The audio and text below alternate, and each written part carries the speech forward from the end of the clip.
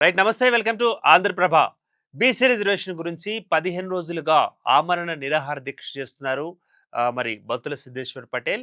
వీరు మరి బీసీ నాయకులుగా ఉన్నారు. అదేవిధంగా జాతీయ స్థాయిలో తన యొక్క కార్యకలాపాలను, ఉద్యమాలను కూడా విస్తరిస్తున్నారు. ఇందులో భాగంగానే మరి బీసీ రిజర్వేషన్‌లకి సంబంధించిన ఒక ఇష్యూ చేసి, అదేవిధంగా ఇందులో స్థానిక సంస్థలలో సంబంధించిన రిజర్వేషన్‌లను కూడా అప్లై చేయండి అంటూ కూడా తన యొక్క మరి పోరాటాన్ని కొనసాగిస్తున్నారు. ప్రస్తుతం ఆయన మరి తన ఇంటి నుంచే, తన గృహం నుంచే ఆమరణ నిరాహార దీక్ష చేస్తున్నారు. ఒకసారి పలకరించే ప్రయత్నించిద్దాం.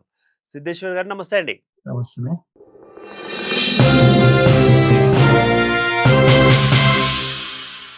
రైట్ అండి. మరి గడిచిన 15 రోజుల నుంచి మీరు ఆమరణ నిరాహార దీక్ష మరి అదేవిధంగా కంటిన్యూ చేస్తున్నారు.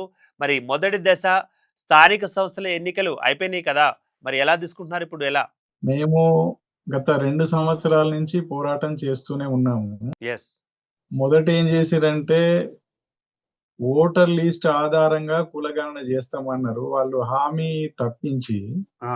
అప్పుడు 12 రోజులు నిరాహార దీక్ష జేస్తే ఖచ్చితంగా కులగణన జేస్తాం, సమగ్ర కులగణన జేస్తామని ఒప్పుకున్నారు. హ్మ్. తర్వాత బిల్లులు బెట్టి అంటే కులగణన జేసిండ్రు. అది తప్పుల తడకే ఉన్నది. హ్మ్. సరే తప్పో, ఒప్పో ఏదో చేసిండ్రు అనుకున్న క్రమంలో బిల్లు పెడుతున్నాం, ఇట్లా చేస్తున్నాం, అట్లా చేస్తున్నామని లాస్ట్‌కు బిల్లులు పెట్టి ఢిల్లీకి పంపించి, ఇక తర్వాత నైన్త్ జీవో తెచ్చి, చివరికి ఆగమేఘాల మీద 46 జీవో తీసుకొచ్చిండ్రు. హ్మ్. అంటే చివరి వరకు మేము చట్టబద్ధంగానే చేస్తాం, 42% చట్టబద్ధంగానే మేము అమలు చేస్తామని వస్తూ నమ్మించి రేవంత్ రెడ్డి గొంతు కోసిండ్రు. హ్మ్. సరే ఏదేమైనా ఈ 42 జీవో రాకముందు నుంచే కొంత వార్తలొస్తున్నాయి గాబట్టి, మేము గూడా గతంలో అప్పుడు నిరాహార దీక్ష చేసినప్పుడు మళ్ళీ 42% చట్టబద్ధంగా అమలు జేయకుండా గనక ఎన్నికల్లోకొస్తే, హ్మ్. మళ్ళీ నిరాహార దీక్షకు గూర్చుంటామని గూడా అప్పుడు హెచ్చరించినాం మేము. హ్మ్. కానీ అయినా వినకుండా 46 జీవో తోటి ఎన్నికల్లోకొచ్చిండు. మేము రద్దు జెయ్యి అని జెప్పేసి ఎంత చెప్పినా వినలేదు. రైట్. ఇంకా మాకు వేరే మార్గం లేదు గనక మళ్ళీ ఆమరణ దీక్ష కూర్చోవడం జరిగింది. 28 తారీఖు నాడు కూర్చున్నా నేను. హ్మ్. 29 నాడు పోలీసులు అరెస్ట్ చేసి గాంధీ హాస్పిటల్‌లో అడ్మిట్ చేసిండ్రు. హ్మ్. తర్వాత మళ్ళీ ఒకరోజొచ్చేసి నిన్ను డిశ్చార్జ్ చేయాలి. నార్మల్ వాల్యూస్ ఉన్నాయి గదా! అని జెప్పేసి అన్నారు. ఓకే. నన్ను హాస్పిటల్‌కు నేను తీసుకురమ్మని అనలేదు. హ్మ్. నేనేమి మీ హాస్పిటల్ ఉండాలని కోరుకోవడం లేదు. హ్మ్. మా ఇంటి దగ్గరే నిరాహార దీక్ష ప్రారంభించిన, మా ఇంటి దగ్గరే కొనసాగిస్తా అని నేను చెప్పిన. హ్మ్. ఆ రోజు సరే వాదోపవాదాలు అదేంది డాక్టర్ల స్టేట్‌మెంటు అన్నీ చేసి డిశ్చార్జ్ చేసిండ్రు. రైట్. డిశ్చార్జ్ చేసిన తర్వాత సాయంత్రమే మన అబ్బాయి సాయి ఈశ్వరాచారి ఆత్మ బలిదానానికి పూనుకున్నాడు. హ్మ్. ఆ రోజు నైట్ ఎప్పుడో చనిపోయిండు. సరే పొద్దున ఇంకా నా దీక్ష మళ్ళీ సంచార నిరాహార దీక్షగా మారింది. హ్మ్. మళ్ళీ నేను గాంధీ హాస్పిటల్‌కు ఎందుకు అనంటే అక్కడ ఒక తమ్ముడు బీసీ అంశం మీద మరణించిన తర్వాత నేను దీక్ష చేసుకుంటూ ఇంటి దగ్గర కూర్చోలేను గనక, హ్మ్. మళ్ళీ గాంధీ హాస్పిటల్‌కి వచ్చి ఆడ కూర్చుంటే అక్కడ అరెస్ట్ చేసి, సరే మిగతా బీసీ నాయకుల్ని వాళ్ళతో పాటు నన్ను అరెస్ట్ చేసి, తర్వాత Tirumalagiri police station, Karwan police station, తర్వాత రామ్ గోపాల్ పోలీస్ స్టేషన్‌లో సాయంత్రం 5:30కు వదిలిపెట్టిండ్రు. రైట్. తర్వాత అదే నైటు ఈ సాయి ఈశ్వరాచారి బాడీ ఇంటికొస్తే జగద్గిరిగుట్టలో హ్మ్. ఆ బాడీ దగ్గరికి వెళ్ళిన అక్కడనే నైట్ 9 వరకు ఉన్నాము దీక్ష కొనసాగిస్తూనే.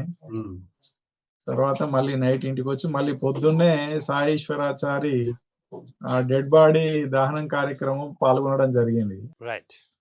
సరే ఆ సందర్భంగా నేనేం డిమాండ్ చేసినా అంటే, సరే మాకు బీసీలకు ద్రోహం చేసినవు. రైట్. కనీసం సాయి ఈశ్వరాచారి కుటుంబానికి ఒక రూ. 1,00,00,000 తర్వాత వాళ్ళ వాళ్ళ భార్యకు ఒక ఉద్యోగము, వాళ్ళకొక ఇల్లు ఈ జగద్గిరిగుట్టలో వాళ్ళు కిరాయికుంటరు. హ్మ్. కనుక వాళ్ళకవి ఏర్పాటు జేయాలని జెప్పేసి ఆడ ఎంత పోరాడినా అక్కడ డెడ్ బాడీ రథానికి అడ్డం పడుకున్నా నేనిక. హ్మ్. కానీ ఈ ప్రభుత్వానికి ఏమీ చలనం లేదు. చీమ కుట్టినట్టు లేదు. కనీసము ఆ కుటుంబానికన్నా నేనేదైనా చెయ్యాలి గదా! అవును. ఇప్పుడు వాళ్ళు వంచన జేయడం వల్ల అంటే రేవంత్ రెడ్డి చేసిన పాపం వల్ల ఆ అబ్బాయి చనిపోయినట్టయింది. హ్మ్. ఇప్పుడు నేనేమో సరే పోరాటం అనే కథ నుంచొచ్చిన గాబట్టి నిరాహార దీక్ష ఇట్లా ఉన్నా, కానీ కొంత సున్నితమైన హృదయం ఉన్న మన పిల్లగాండ్లేందంటే, వాళ్ళు అరే! ఇంత వంచన జేషిండు మనం ఏం జేయలేకపోతున్నాం అనే ఒక నిరాశ నుంచి తెలంగాణ ఉద్యమంలో శ్రీకాంతాచారి ఎట్లయితే ఆత్మ బలిదానం జేసుకున్నాడో, ఈ పిల్లగాడు గూడా ఒక నిరాశ, ఒక కోపం, ఒక బాధ నుంచి ఆయన ఆత్మ బలిదానానికి ప్రయత్నించిండు. ఆత్మ బలిదానం అయిపోయిండు. రైట్. అంటే సిద్ధేశ్వర్ గారు అంటే ఒక ప్రాణదానం అంటే ఒక బలిదానంగా సమర్పించిన అదేవిధంగా 15 రోజులుగా ఆమరణ నిరాహార దీక్ష చేస్తున్నా మరి ఎందుకని ప్రభుత్వం కదలట్లేదు? ఎందుకని మెదలటం లేదు? ఎందుకని ఒక నిర్ణయం తీసుకోవట్లేదంట? ఇంకా ఆ ప్రభుత్వం నిర్ణయం తీసుకునే పరిస్థితి ఉండదు. అది వంచించదలుచుకున్నది ఏదేమైనా ఎవడు చావుండి, ఎవడు బతుకుండి. ఇప్పుడు చచ్చిపోయిన ఈశ్వరాచారి కుటుంబాన్నే పట్టించుకోలేని పరిస్థితి గాబట్టి, హ్మ్.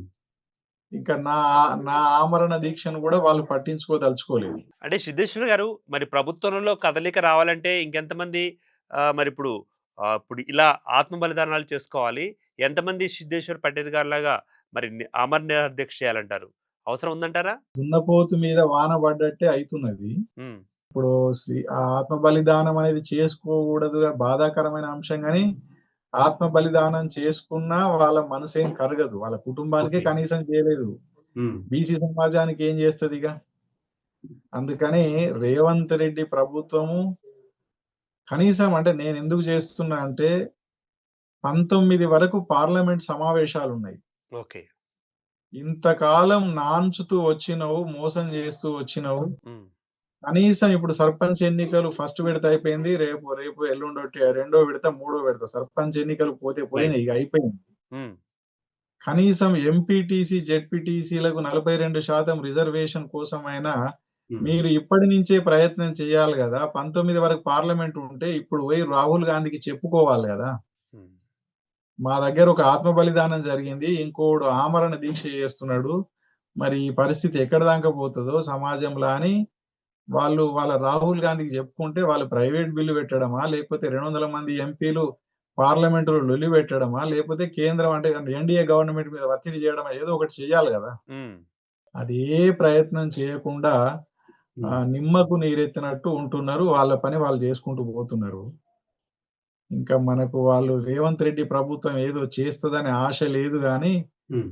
మా బీసీ ప్రజానీకము, బీసీ సర్పంచుల గెలుపు కోసము ఏదైనా ఆలోచిస్తారు అనే దాంతోటి ఈ దీక్ష కొనసాగిస్తున్నా. నాకిగ ఈ రైట్. అంటే ఏదైనా ఆలోచిస్తారు అని మీరు ఆశపడడం తప్ప, మరి అక్కడ క్రియాశీలకంగా మరి కార్యాచరణలో భాగంగా ఒక నిర్ణయం తీసుకునే వెసులుబాటు లేదంటారా ప్రభుత్వంలో?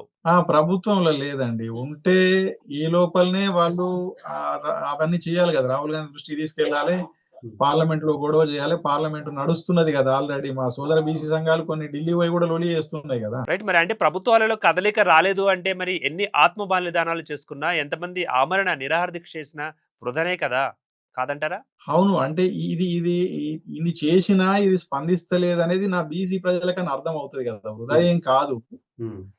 చేసుకోకూడదు గానీ, ఇవి జేసినా, ఆమరణ దీక్షలు జేసినా, ఈ ప్రభుత్వంలో చలనం లేదన్నా నా బీసీ ప్రజలకు అర్థమైతది గదా! హ్మ్. బీసీ ప్రజలకు అర్థం గావడం కోసమైనా ఈ నిరాహార దీక్ష చేయాల్సిన పరిస్థితొస్తుందనమాట. అంటే మీరు నిర్దేశించుకున్న లక్ష్యం అనేది చేరట్లేదు, నిర్దేశాన్ని చేరలేకపోతున్నారు అని క్లియర్‌గా తెలుస్తుందా మీకేమన్నా?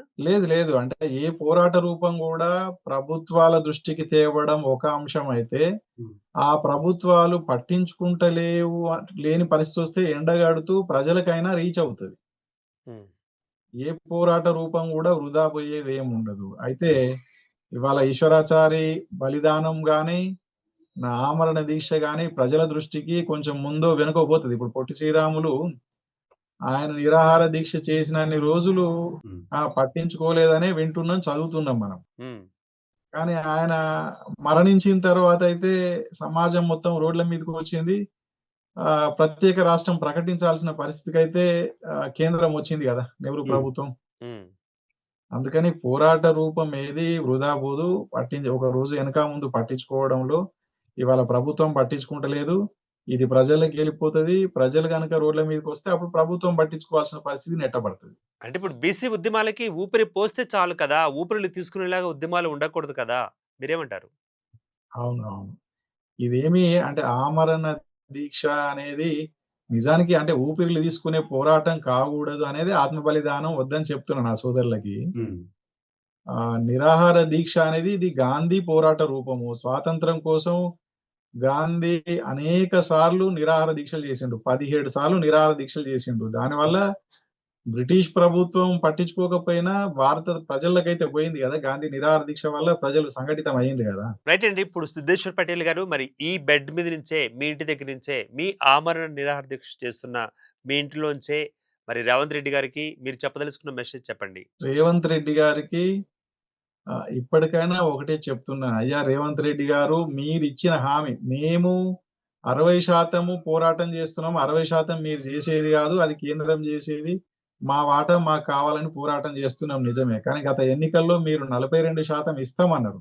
హ్మ్. ఇస్తామన్నారు గాబట్టి మా బీసీ ప్రజలు ఓట్లేసి మిమ్మల్ని గెలిపించిండ్రు. మీరు మాట నిలబెట్టుకోవాలి. కానీ మీరు మాట నిలబెట్టుకోకుండా ఇప్పటికే వంచన చేసిండ్రు. మా సాయి ఈశ్వరాచారి బలిదానం ఒక ప్రాణం తిన్నారు గాబట్టి ఇప్పటికైనా మీరేమైనా పాప పరిహారం జేసుకోవాలి. బీసీలకు మేలు జేయాలి అనుకుంటే 19 వరకు పార్లమెంట్ సమావేశాలున్నాయి. మీరు ప్రైవేట్ బిల్ పెడతారా? రైట్. లేకుంటే కేంద్రం మీద బిల్లు పెట్టే ఒత్తిడి తెస్తారా? హ్మ్. కనీసం ఎంపీటీసీ, జెడ్పీటీసీ విద్యా, ఉద్యోగ రంగాలలో మా బిడ్డలకు, బీసీ బిడ్డలకు 42% దక్కే విధంగా మీరు నిర్ణయం తీసుకోవాలని కోరుకుంటున్నాను. రైట్ అండి. ఆల్ ది బెస్ట్ అండి. మీరు అంటే ఆమరణ నిరాహార దీక్ష మరి పూర్తి కాకుండానే మీ ఆశయం నెరవేరాలని ప్రభుత్వం కూడా ఆ మేరకు చర్యలు తీసుకోవాలని మనం ఆశిద్దామండి. థాంక్స్ ఫర్ పార్టిసిపేషన్ అండి. రైట్. మరి మొత్తంగా చూసినట్లయితే సిద్ధేశ్వర్ పటేల్ గారు మరి గడిచిన 15 రోజుల నుంచి ఆమరణ నిరాహార దీక్ష చేస్తున్నారు. అయితే ఇటీవల కాలంలో కూడా సాయి ఈశ్వరాచారి మరి ప్రాణాలు కూడా తీసుకోవడం జరిగింది. ఆత్మ బలిదానం చేసుకోవడం జరిగింది. మరి ఇంకెన్ని ఆత్మ బలిదానాలు కావాలి? ఇంకెంతమంది మరి ఆమరణ నిరాహార దీక్ష చేయాలో మరి ఒకసారి ప్రభుత్వం కూడా ఆలోచించుకోవాల్సి ఉంది. అదేవిధంగా మరి తన యొక్క ఆవేదనను, తన యొక్క ఆశయాన్ని మరి తన ఇంటి నుంచే సిద్ధేశ్వర్ పటేల్ గారు మరి సీఎం రేవంత్ రెడ్డి గారికి చెప్పడం జరిగింది కాబట్టి మరి ప్రభుత్వం తరపున రేవంత్ రెడ్డి గారు ఎలాంటి చర్యలు తీసుకుంటారో వేచి చూద్దాం. Keep watching Andhraprabha.